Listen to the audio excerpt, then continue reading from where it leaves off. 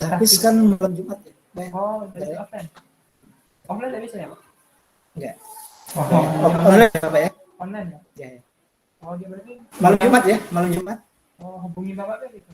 Enggak, di grup, ada di grup belum? Belum masuk, Pak. Ya nanti buat aja ya. Ikut tulis saja nomornya, nanti Bapak masukkan di grupnya. Tulis nomornya. Bentar ya, Bapak mau pas dulu ya. Oh, siapa? Ya, tulis saja nomornya. Ya, mana Pak? Oke, baik. Baik, bismillahirrahmanirrahim. Assalamualaikum warahmatullahi wabarakatuh. Waalaikumsalam warahmatullahi wabarakatuh. Maaf di kampus ini ya. Waalaikumsalam warahmatullahi wabarakatuh. Oke, baik ya. Ini kita 1:30. Bapak mungkin nanti hanya 1/4 jam ya. 1/4 jam. Karena nanti jam 2 ada ujian. Ada yang ujian tesis ya. Dan Bapak sekretaris. Ya mungkin nanti Bapak kasih tugas ini aja ya. Tugas atau apa ya. Setelah 15 menit ini ya. Ya, karena ini satu kewajiban, ya, Bapak berusaha untuk bisa ya, walaupun kondisinya memang kita karena benturan ya, dua kegiatan sekaligus. Baik, kita mulai saja perkuliahan kita dengan sama-sama baca basmalah. Bismillahirrahmanirrahim. Ya. Baik, ini perkuliahan kita yang ke-14 ya, mata kuliah komputer dan pengolahan data. Nah, pada kesempatan ini kita akan memperbincangkan terkait dengan metode pengumpulan data ya. Nanti konsepnya sudah Bapak masukkan di e-learning, nanti bisa dibaca. Konsep pengolahan data ya, kita kemarin sudah, ini kan mata kuliah komputer dan pengolahan data. Komputernya kita sudah secara umum kita sudah bahas semua ya, mulai dari pengertian, kemudian softwarenya, hardwarenya, brainwarenya, kemudian kita juga ada beberapa praktek yang dari Microsoft Office-nya ya, sebagai dasar untuk komputer dasarnya ya, sudah juga, walaupun masih ada yang terlewat, nanti bisa dikembangkan sendiri. Ada 2 kali pertemuan lagi, kita masuk di data ya, jadi pengolahan data. Data ini kita bisa maknai data administratif ataupun data-data bersumber dari ya kehidupan kita ya, aktivitas kita, keadaan di lapangan. Karena data ini kan apa ya, bahan mentah yang perlu diolah, ya, diolah menjadi informasi yang kreatif, informatif ya, nanti bisa disampaikan kepada orang lain. Jadi kita bisa memahami data yang semula hanya kumpulan data mentah, kemudian didesain, dideskripsikan atau diolah menjadi sebuah informasi gitu ya. Nah, ini nanti kita akan coba lihat dari konsepnya. Jadi kalau secara sederhananya pengolahan data ini konversi ya. Nah, bisa diartikan sebagai konversi, misalnya dari data yang semula kita buat data JPEG misalnya kan convert menjadi data yang mudah dimengerti, file PDF misalnya, itu kan sebenarnya mengolah data. Jadi pertama, pengolahan data itu maknanya konversi. Nanti kita lihat di konsepnya ya. Yang kedua, pemaknaan data ini dimaknai sebagai manipulatif ya. Nah, jadi kita waktu mengolah data itu sebenarnya masuk ada kegiatan manipulasinya ya, manipulatifnya. Jadi kita misalnya mendesain foto ya, desain gambar, capture foto yang umur 40 bisa jadi 20, itu kan sebenarnya manipulatif ya, tetapi dalam tanda kutip bukan manipulatif yang negatif ya, nanti dirubah bentuk yang semula mungkin orang tidak tertarik, ketika didesain, diolah, maka akan menjadi tertarik. Nah, itu juga proses mengolah data ya. Oke, itu prolognya ya. Jadi data merupakan kumpulan dari data yang sifatnya masih tersendiri-sendiri, lalu kemudian diolah menjadi sebuah informasi, informasi yang bisa memberikan informasi kepada orang lain. Nah, kemudian kalau kita lihat secara umum kan data ini kan berubah menjadi informasi, kemudian informasi berubah menjadi pengetahuan, pengetahuan berubah menjadi wisdom atau kebijakan ya. Bahkan lebih ada lagi kebijakan atau kebenaran ya, lebih tinggi lagi ada namanya kemaslahatan. Jadi kalaupun kita memiliki pengetahuan yang tinggi, menurut kita benar, menurut para tokoh benar, kalau tidak maslahat juga tidak akan bisa bermanfaat ya pengetahuan itu ya. Oke, baik kita coba diskusi bersama itu dari konsepnya ya. Jadi konsep ini ada waktu sekitar 10 menit lagi. Konsepnya sudah Bapak sampaikan bahwa data itu informasi pengolahan data itu mengkonversi bisa juga memanipulatif ya. Jadi kita mengolah data yang semula hanya data mentah berubah menjadi informasi. Kalau kita di administratif berarti kan kita ada data, ada jumlah orang, ada hari misalnya, ada gajinya berapa. Lalu kemudian kita olah data itu menjadi sebuah laporan yang informatif kan. Oh ternyata si A itu gajinya dalam 1 bulan misalnya 1 juta ya, kemudian dalam 1 tahun misalnya yang akumulatif dari kehadirannya ada satu bulan yang dianggap tidak masuk, berarti ada 11 bulan yang aktif. Nah itu akumulatif dalam 1 tahun, nah itu sebenarnya sudah menjadi data informatif. Oke, baik. Sekarang kita ini ada dua hal yang akan kita bahas. Pertama fungsinya, kedua metodenya. Nah, kita fungsinya dulu ya. Itu fungsinya ada berapa? Coba silahkan screen share. Kita bahas satu-satu secara diskusi ya, secara bersama-sama.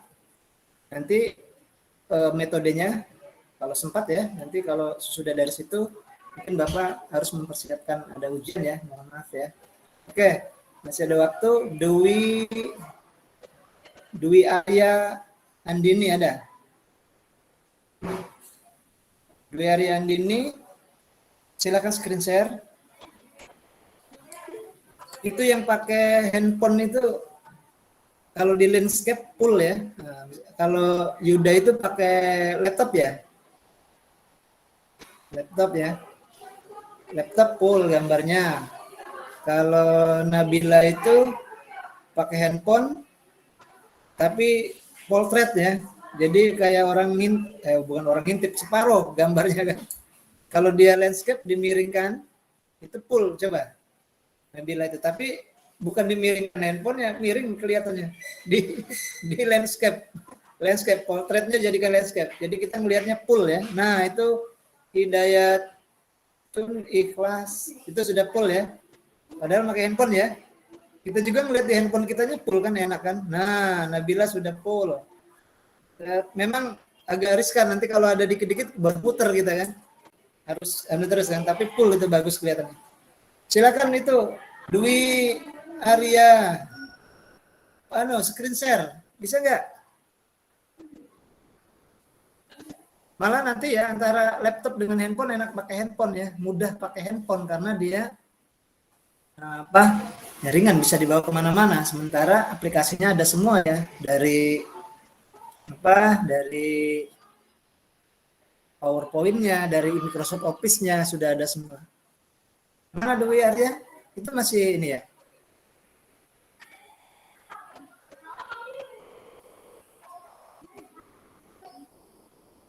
Mana Dwi Arya?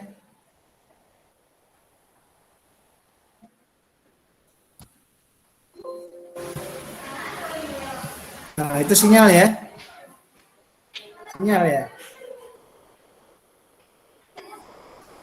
Oke, sambil nunggu itu Dewi Arya itu ini aja deh. Lisa Agustina, enggak apa-apa. Itu saya screen share-nya. Bisa. Bisa, Lisa? Ayo, IP-nya harus cepat.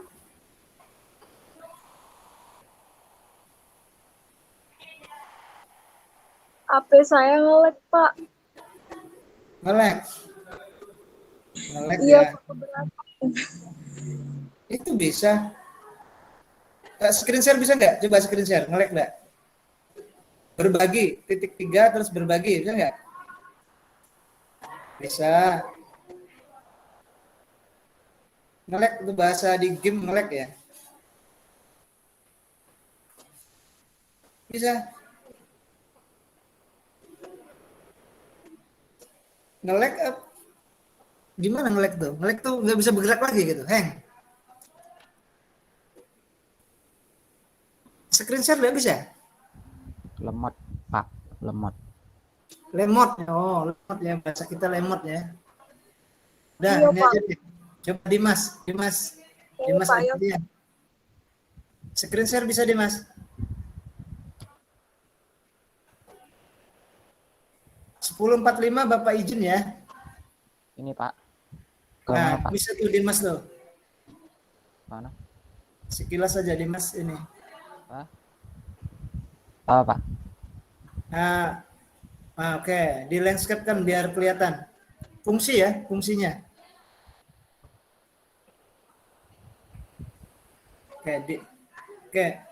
Fungsinya. Tadi kita konsepnya sudah Bapak sampaikan kan. Nah, fungsinya di halaman. Itu ada 4 dulu itu. Bacakan 4 aja itu. Nanti 4 Fungsi ini kita coba diskusikan bersama. Fungsi dan pentingnya pengolahan data. Ya. Beberapa fungsi dari pengolahan data ada 4, yaitu 1. Sebagai melakukan proses aritmatika dan logis untuk data yang dapat disimpan. 2. Menyimpan hasil hingga hasil akhir dari pemrosesan. 3. Mengambil program dan data dalam bentuk input. 4. Memproses dan menyimpan program data. Oke. 5. Cukup itu dulu 4. tadi 4 dulu. 4 dulu kita bahas Pak ya. Nomor 1 itu sebagai melakukan proses aritmatik dan logis dan yang dapat disimpan. Nah, apa maksudnya menurut Dimas? Aritmatik itu apa? Aritmatik itu Mengolah data itu fungsinya biar bisa diproses secara aritmatik katanya. Gimana maksudnya? penghitungan, Perhitungan ya? proses penghitungan. Ya, kalau kita belajar matematik kan ada aritmatika itu. Jadi dihitung fungsi dari pengolahan data melakukan proses aritmatik ya. Kalau kita misalnya kayak tadi misalnya ada data, ada pegawai, kerja, gaji, kemudian masuk tidak masuk, lalu kemudian kita olah dengan aritmatika, oh ternyata persentase pegawai itu sekian. Gitu. Nah, itu mengolah ya. Jadi dia memberikan informatifnya dalam bentuk aritmatik ya. Kemungkinan seperti itu sederhananya ya. Oke, yang kedua menyimpan hasil hingga hasil akhir dari pemrosesan. Coba Yuda, apa maksudnya Yuda? Fungsi salah satu dari pengolahan data adalah menyimpan hasil untuk pemrosesan. Maksudnya apa? Ya, kalau menyimpan hasil kan ini menyimpan hasil Data yang itu sudah diolah ya. menyimpan hasil itu proses yang telah berakhir, data diolah.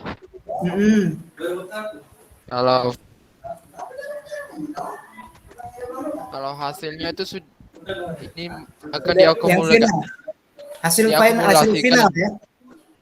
Iya, diakumulasikan prosesnya. Ya. Ya, baik ya. Jadi menurut Yuda bahwa pemrosesan hasil akhir itu apa yang sudah dikerjakan di finalnya, yang sudah proses pengolahan data yang sampai yang tahap akhir ya pemrosesan. Jadi pengolahan data fungsinya memproses data sampai akhir hasil akhir dari pemrosesan. Mungkin kalau dia buat piagam sertifikat atau piagam nanti ada tahapannya, kemudian sampai tahap 1, 2, 3 gitu ya, sampai yang terakhirnya ya. Oke, baik. Yang ketiga, mengambil program 2 dan data dalam bentuk input. Nah, ini coba Hidayatun. Tadi Hidayatun Ikhlas belum? Sudah, belum ya? Ya, menurut Hidayatun apa? Tadi kalimatnya. Mengambil pemrogram dari data ya dalam bentuk input. Berarti kenali dulu input itu apa?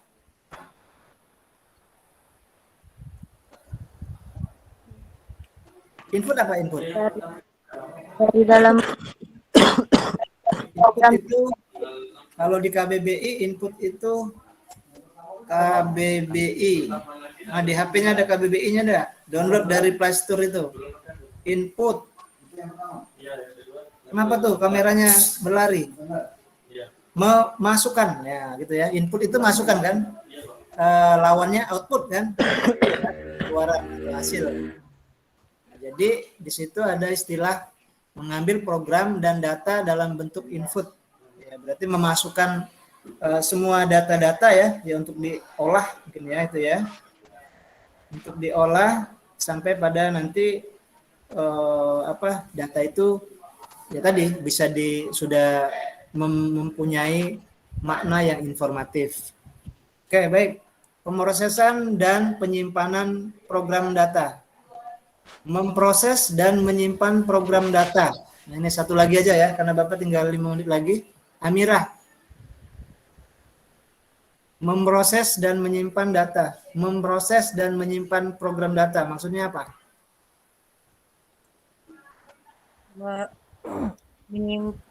Memproses dan menyimpan program data.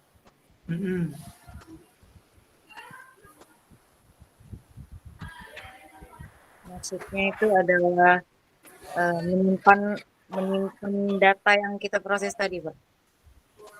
Ya, menyimpan data yang diproses ke dalam program. Iya, Gitu. Pak. Ya, minimal seperti itu ya. Jadi itu masih banyak sebenarnya, ada 8 ya, ada 8 itu. Tapi ini karena mohon maaf ya, Bapak mau pada 7 ya, Bapak ada kegiatan. Jadi tadi ya memproses, kemudian memproses dan menyimpan program, kemudian untuk digunakan kapan saja dan data yang disimpan dapat ditampilkan dicetak ketika dibutuhkan, kemudian meminimalisir ya kebutuhan tenaga manusia, mendapat hasil akhir yang lebih akurat. Itu ya. Jadi kalau kita data sudah diolah, kemudian ada dengan program ya itu lebih akurat ya. Kalau kita ada program otomasi kan tinggal di ini saja ya, dimasukkan kalau misalnya otomasi perpustakaan ada nama, pengarang, kolasinya, terakhirnya labelnya, katalognya semua sudah secara akurat sudah jadi. Oke, baik ya. Itu masih ada beberapa bahasan yang belum kita sampaikan. Bapak mohon maaf ya. Ini kebetulan Bapak mempersiapkan ada ujian. Ada waktu beberapa ikut terima kasih ya. Siapa tadi sudah ini yang tadi screenshot tadi siapa? Boleh di out ya. Siapa? Dimas ya. Oke ya, Dimas Aditya, makasih. Oke, baik.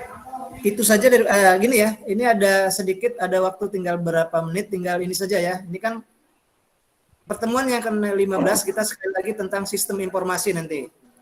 Kemudian ini ke-16 nanti kita ada UAS ya. Ini juga mungkin kemungkinan nanti Bapak masukkan di salah satu di UAS ya, nanti kita kan setiap pertemuan ini sudah Bapak masukkan ada di channel YouTube ya. Nah, maksud Bapak di situ isi saja ini kan ada berapa kali pertemuan, nama dan NIM saja ya. Nama dan NIM saja ya. Ini sebenarnya untuk ini saja ya, bahwa kalau sambil dilihat silakan aja kalau di situ ada tema-tema atau apa, tapi hanya komennya nama dan NIM aja lah ya. Kalau Bapak buatkan soal, nanti soalnya di UAS saja. Jadi ini Bapak tarikan di sini ya. Berapa kali kita ketemu tinggal cari di situ ya.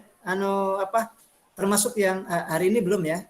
Nanti di sini di channel apa ya. Kan kita setiap pertemuan ada ya Bapak masukkan ya. Ini mungkin kemarin sudah pernah Bapak sampaikan waktu di UTS ya. Apa namanya? Pustaka ya. Pustaka Dr. Mulyadi ya. Oke.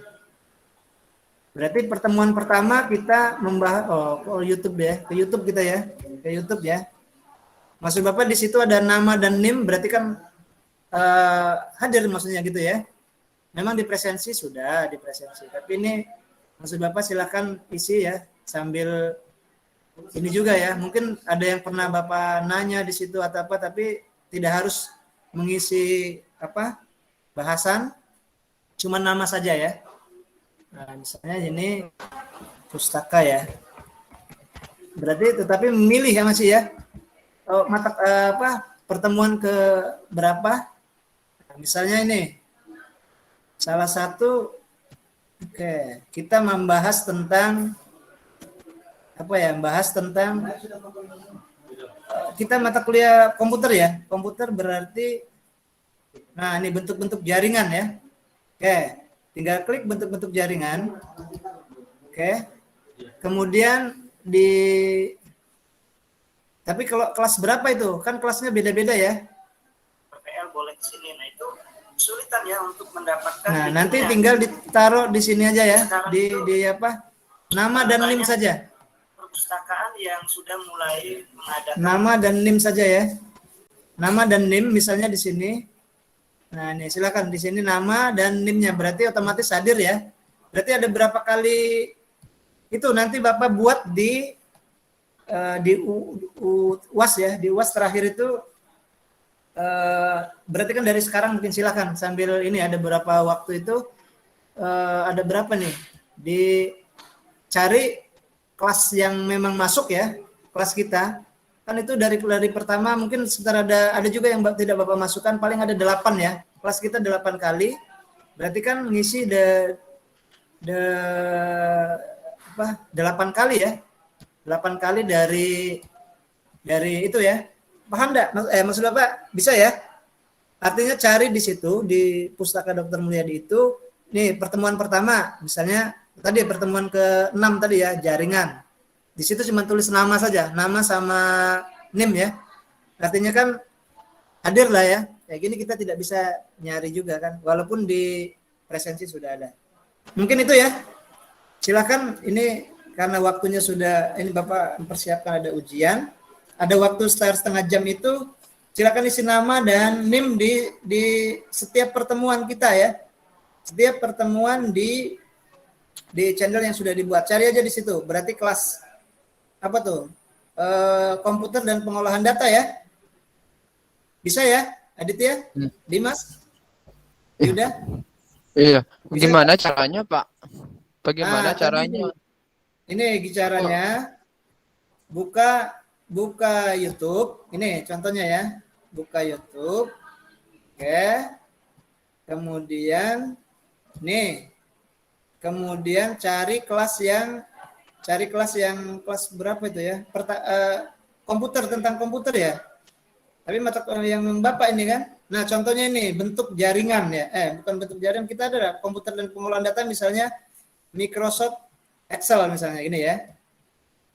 Di Microsoft Excel kita kemarin ketemu misalnya ya.